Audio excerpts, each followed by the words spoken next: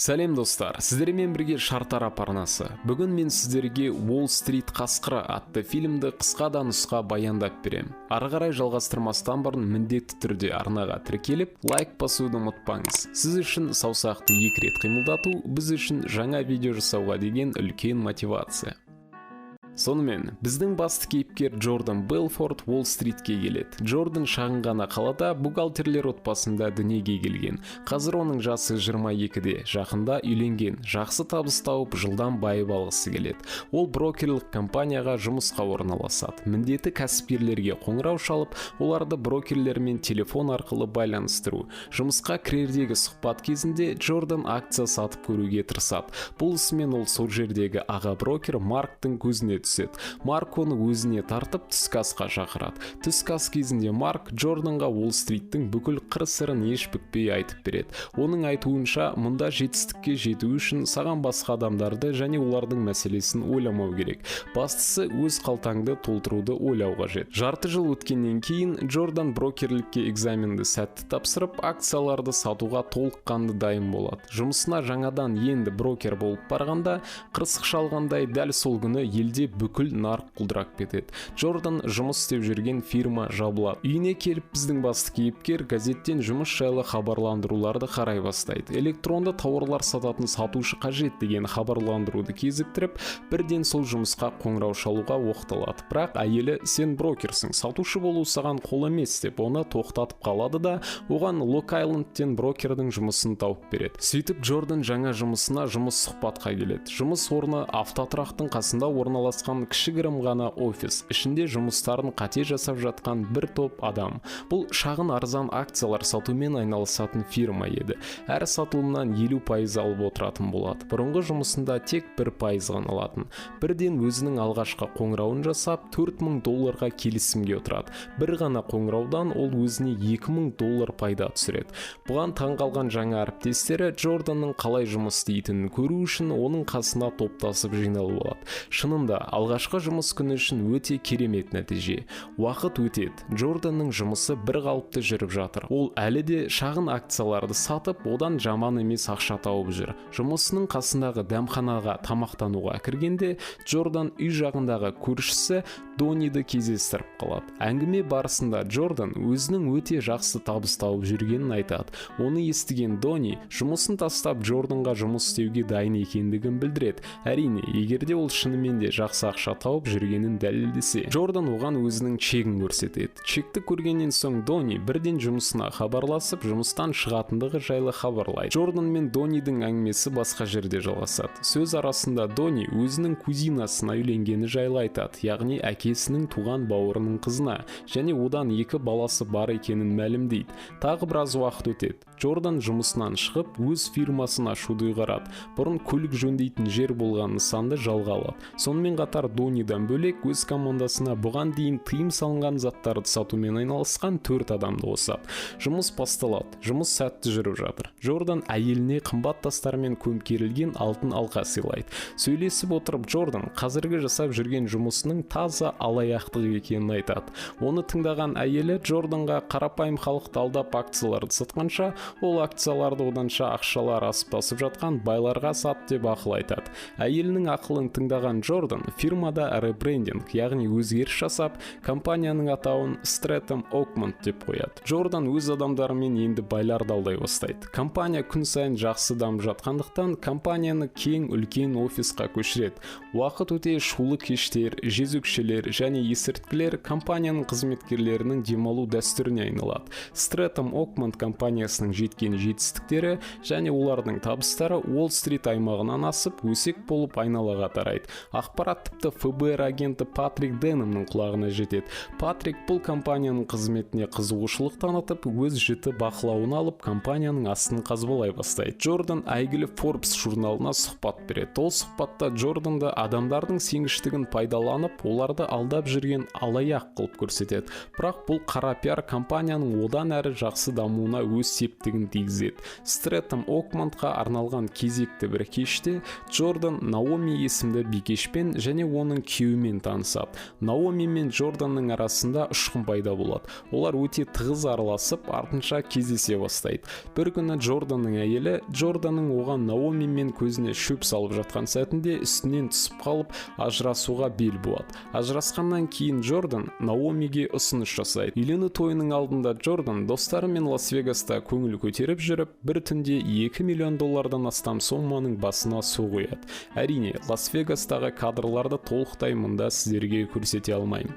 Үйлену той күні де келіп жетті. Тойдың басында Джордан Наомидің тәтесі Эммамен танысады. Джорданның мұрнына жағылып қалған ақ шаңды байқаған Эмма Джорданның мұрнындағы шаңды сүртіп, өзі де жас кезінде бұндай заттарды көргендігін мойындайды. Сыйлық ретінде Джордан өзінің жаңа қалыңдығы Наомиге оның есімі қойылған үлкен қайықты сыйлайды. Тойдан кейін сол қайықпен олар бір айға Кариб теңіздерін аралауға шығады. Сосын әлемдегі ең қымбат жылжымайтын мүлікті сатып алып, сонда қоныстанады. 18 ай өтеді. Джордан мен Наомидің қарым-қатынасы бұрынғыдай емес. Ұрыс керіс, сылдырлаған ыдыс. Джордан Наомидің көзіне үнемі шөп салады.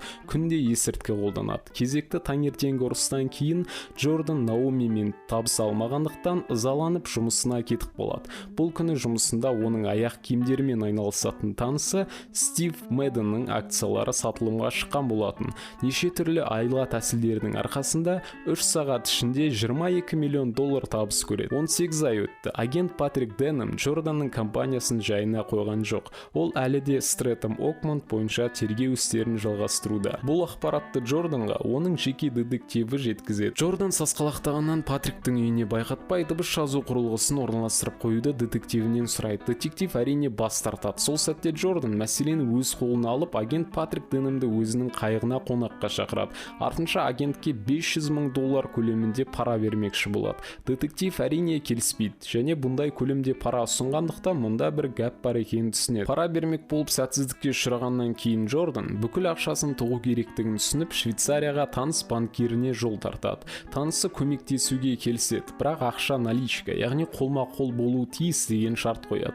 Ақшаны қолма-қол түрде Швейцарияға байқатпай кіргізу үшін Джордан Брэд есімді жақсы танысының европалық азаматтығы бар туысқандарын жалдайды. Осы сәтте Джорданның досы Дони Брэдке сенің де ақшаларыңды өткізіп, артынша тұғу керек деп мазасын алып тіреле бастайды. Брэд шыдамай Донидің жағына бір рет кигізіп жібереді, бірақ ақшаны өткізуге көнеді. Ақшаларды скотчпен денелеріне жабыстырып, Брэдтің туысқандары ары-бері бірнеше рейс жасайды. Донидің ақшаларын өткізуге кезек келгенде, кездесу адам көзінен аулақ, оқшау жерде жоспарланады. Кездесу орнына келген Брэд пен Дони ортақ тіл таппай сөзге келіп қалады. Дау-дамай болып жатқан жерге полиция қызметкерлері жетіп келеді. Брэдті ұстап әкетеді, ал Дони болса ізін суытады. Аз уақыттан соң Дони Джорданның кабинетіне кіріп келеді. Болған жағдай жайлы тіс жармай Дониға сыйлық сыйлайды. Сыйлығы бұрын соңды қабылдап көрмеген тыйым салынған зат. Джорданның үйіне келіп, олар бұл затты қабылдап алады. Алайда ешқандай да әсер сезбейді. Сол себепті тағы бірден ішіп алады. Сосын тағы да бірден. Осы сәтте Джорданға оның жеке детективі байланысқа шығып, оған қайта хабарласуын сұрайды. Бірақ үй телефонынан емес. Жақын жерден телефон бөткесін тауып, детективіне қайта хабарласады. Детективі оған Брэдтің тұтқынға түскені жайлы және ФБР агенті қоңырауларын аңдып тыңдап жүргенін айтады. Сол сәтте телефонмен сөйлесіп тұрған жерінен бағана үйде ішкен заттары Джорданның басына тебе бастайды. Джордан езіліп қалады. Әрине, еңбектеп көлігіне отырып, үйіне бір нәрсе қылып жетеді. Бұл уақытта Дони Джорданның үйінде Швейцариядағы банкирмен сөйлесіп жатады. Дониді да кәдімгідей езген. Бұны көрген Джордан телефонды Донидің қолынан жұлып алуға тырысады. Жұлып алады, ал Дони нанға қақалып тұншыға бастайды. Джордан өзін-өзі қолға алып, Дониді тұншығудан құтқарып, артынша төсекке жатып ұйықтап қалады. Таңертең оны полиция қызметкерлері оятады. Белгілі болғандай түнде ол тіреліп алып үйге қарай жол тартқанда, жол бойында тұрған бірнеше көлікті қағып, бірнеше жол белгілерін ұшырып кеткен екен. Бұл жолы Джордан судан таза сүттен ақ болып шығады. Бірақ ФБР бәрібір тыныштық бермейді. Бұл істерден кейін Джорданның жеке детективі және Джорданның әкесі оған ойыннан шығып компаниямен айналысуды доғаруға кеңес береді. Өз еркімен кетпеген жағдайда түрмеге отыру ықтималдылығы өте жоғары екенін түсіндіреді. Келесі күні офисте Джордан қызметкерлерінің алдында мотивация беретін сөз сөйлейді. Кімге қол ұшын беріп, кімге көтерілуге көмектескенін айтады және өзінің ешқайда кетпейтінін, ФБР мен соңына дейін күресетінін мәлімдейді. Джордан барлық қызметкерлерімен ешкімді сатпас үшін үндемеңдер, ештеңке айтпаңдар деп келісіп алады. Соның арқасында ФБР-де ешқандай да айғақ дәлел болмайды. Сонымен қатар Джордан, Дони екеуі Италияға көшіп кетеді. Компанияны сырттай басқарып жүреді. Осы сәтте Джорданға жаман жаңалық келеді. Наомидің тәтесі Эмма қайтыс болыпты. Ал Джордан дәл сол кісі арқылы Швейцарияға ақша өткіземін деп ойластырып қойған. Банкирге хабарласып Джордан одан енді не істеу керектігін сұрайды. Банкир оған ақша күйіп кетпес үшін тездетіп Швейцарияға келу керектігін айтады. Джордан Швейцарияға теңіз арқылы баруды ұйғарады. Ашық теңізге шыға салысымен қатты дауыл басталып, Джорданның қайығы және тікұшағы суға кетеді. Дегенмен адам шығыны жоқ, бәрі дерлік аман. Джордан өзінің аман есен қалғандығының бекер емес екенін ұғынып, өмірін өзгертуді ұйғарады. Ол барлық зиянды әдет әрекеттерін тастап, ел алдында жүретін бұқара адамына айналады.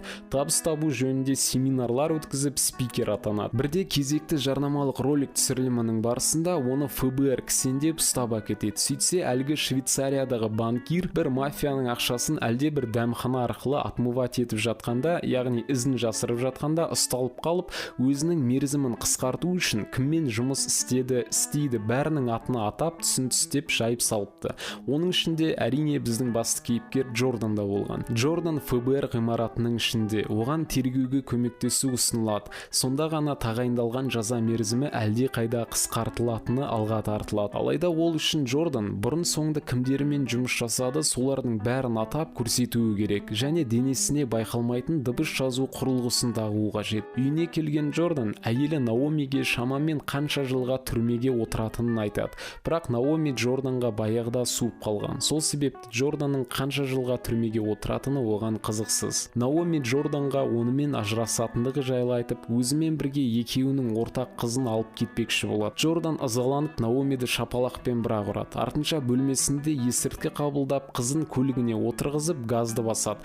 Қабырғаға соғылып, өзінің басын жарып алады. Келесі күні Джордан денесіне дыбыс жазу құрылғысын байқатпай тағып қоюға өз келісімін береді. Микрофонды тағып алып, Джордан офисқа келеді. Донимен кездеседі. Оған ақырында бір жапырақ қағаз береді. Қағазда өз-өзіңді ұстап берме, әңгімеміз тыңдалып жатыр, маған микрофон тағылып тұр деп жазылып тұрады. Дони оқып бәрін түсінеді. Ертесі күні таңертең Джорданның үйіне Патрик Дэннің бастаған ФБР қызметкерлері келіп тұр. Сөйтсе, дос деп жүрген Дони өзінің мерзімін қысқартпақ болып, кеше оған Джордан байқатпай берген қағазды артынша ФБР-ге тапсырған екен. Сөйтіп Джордан басқа амал таппай өзінің бүкіл қызметкерлерін ұстап береді. Сот шешімі бойынша Джордан 3 жылға бас бостандығынан айырылып, жазасын федералды түрмеде өтейді. 3 жылдан кейін Джордан түрмеден шығып, қайтадан спикерлікті қолға алады. Үйренемін деушілерге сатылым жасаудың қыр-сырларын үйретеді. Фильмнің соңы.